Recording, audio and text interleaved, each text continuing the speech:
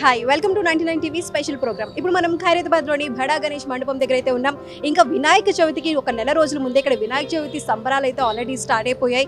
ఇక్కడ మహా గణేశుడు విగ్రహం ప్రారంభించి 70 సంవత్సరాలు పూర్తవుతున్న సందర్భంగా ఈ సంవత్సరం ఇక్కడ 70 అడుగుల మహా గణపతి విగ్రహాన్ని అయితే ఇక్కడ ప్రతిష్ఠించబోతున్నారు. దీనికి సంబంధించి ఈ 70 అడుగుల మహా గణపతి విశిష్టతలు ఏంటో అడిగి తెలుసుకుందాం.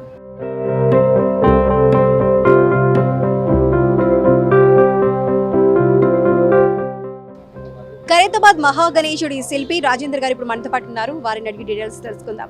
నమస్కారం. నమస్తే అమ్మా. ఈ ఇయర్ ప్రత్యేకంగా అంటే 70 ఏళ్ళు పూర్తి చేసుకున్న సందర్భంగా 70 అడుగుల విగ్రహాన్ని పెడుతున్నారు.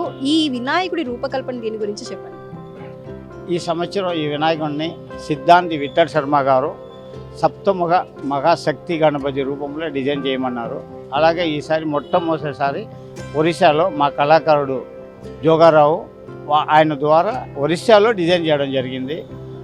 డిజైన్ అయిన తర్వాత ఇది 70 ఫీట్ అనేది స్వర్గీయులు సుదర్శన్ గారు కోరిక అన్నమాట. ఒక్కసారైనా 70 ఫీటు హైట్లో వినాయకుడు చేయాలని ఆయన కోరిక మీద ఈ సంవత్సరం ఈ డిజైన్ చేసేటప్పుడే 70 ఫీట్లో ఎలా ఉంటుందని ఆ ప్రకారమే డిజైన్ చేయడం జరిగింది. దాని తర్వాత మీరు చూసినట్లయితే జూన్ 17 కర్రపూజ అక్కడి నుంచి కంటిన్యూ స్టెప్ బై స్టెప్ పని నడుస్తూనే ఉంది. ఈ వినాయకుల్లో శక్తి వినాయకుడు అని పేరు పెట్టడానికి మెయిన్ కారణం తిరుమూర్తులు శక్తుల పాటు ఈ వినాయకునితో పాటు పక్కన తలలు ఉంటుంది. అలాగే 14 చేతులు 7 సర్పాలు, అలా కింద చూసినట్టయితే అయోధ్య రాముడు, అలాగే రాగు కేతుల్ని ఇంపార్టెంట్ చెప్పి సిద్ధాంతి విఠల్ శర్మ గారు చెప్పడం జరిగింది.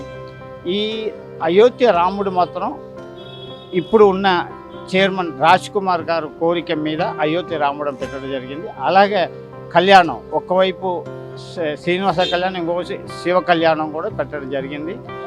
ఇది స్టెప్ బై స్టెప్ ఇప్పటికీ 92 వర్కర్స్ ఉన్నారు. అలాగే ఇంకా ఇంక్రీజ్ అవుతూ ఉన్నారు. ఎందుకంటే ఈ వినాయకుడు ఎప్పుడు కూడా వారం ముందు మేము పెయింట్ చేసి వాళ్ళకి కమిటీ వాళ్ళకి అప్పచెప్పడం జరుగుతుంది. అదే విధంగా ఈసారి కూడా ఫినిష్ చేయాలని మేము ట్రై చేస్తూనే ఉన్నాము. 1 by 1 వర్కర్స్ వస్తూ ఉంటారు. దాదాపు 150 మంది ఆర్టిస్టులతో ఈ వినాయకుడు ఒక వారం ముందు తయారవుతుంది.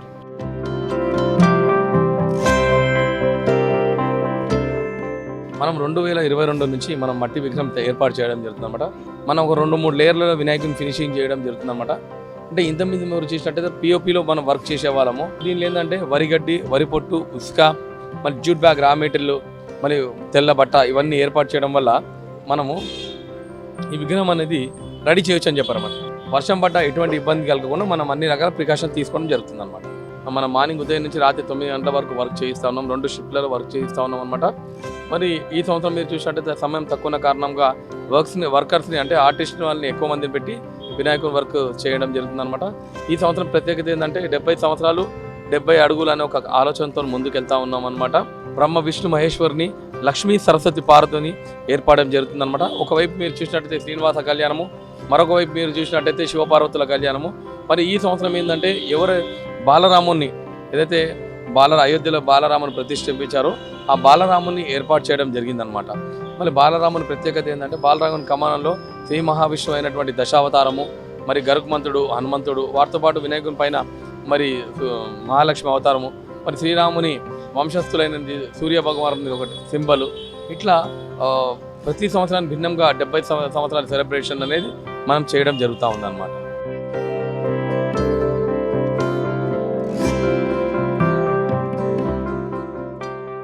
వినాయకునికి ఎవ్రీ ఇయర్ పెట్టినట్టే ఈ సంవత్సరం కూడా సీసీ కెమెరాలతో పాటు ఇక్కడ వచ్చేటువంటి భక్తులకు తొందరగా దర్శనం అయ్యి గణేశుని యొక్క దర్శనం చేసుకొని ముందరికి వెళ్ళాలనే కాన్సెప్ట్తో ఉత్సవం కమిటీ దాదాపు ప్రభుత్వంతో కోఆర్డినేషన్ అవుతూ జిహెచ్ఎంసీ వాళ్ళతో, పోలీసు వాళ్ళతో అందరి కోఆర్డినేషన్ ద్వారా తొందరగా దర్శనం అయ్యి వినాయకుడిని ముందరికి వెళ్ళి భక్తులు వెళ్ళిపోవాలి అనేది గత కొన్ని సంవత్సరాల నుంచి ఏ విధంగా చేస్తున్నామో ఈ సంవత్సరం కూడా అదే ఉంటుంది.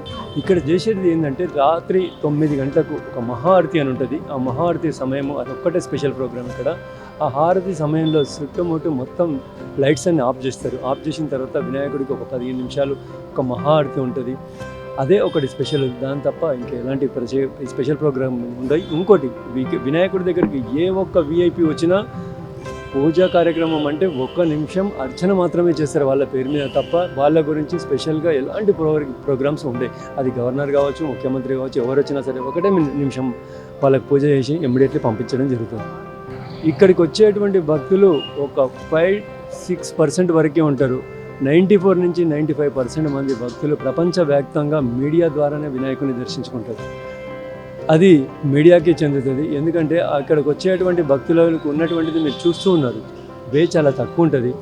సాటర్డే సండే ఒక 5 లక్షల నుంచి 7 లక్షల వరకు భక్తులు దర్శనం చేసుకుంటారు.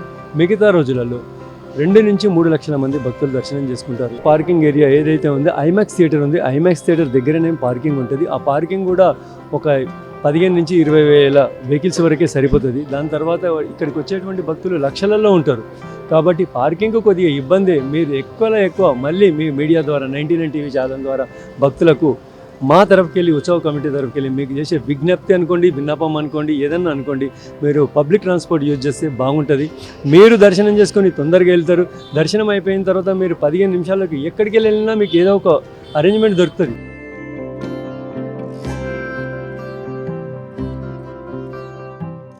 సో చూసారు కదండి మీరందరూ కూడా. ఇప్పుడు ఇక్కడ విఘ్నేశ్వరుడు మనకి సప్తముఖ మహాశక్తి గణపతిగా దర్శనమివ్వబోతున్నాడు.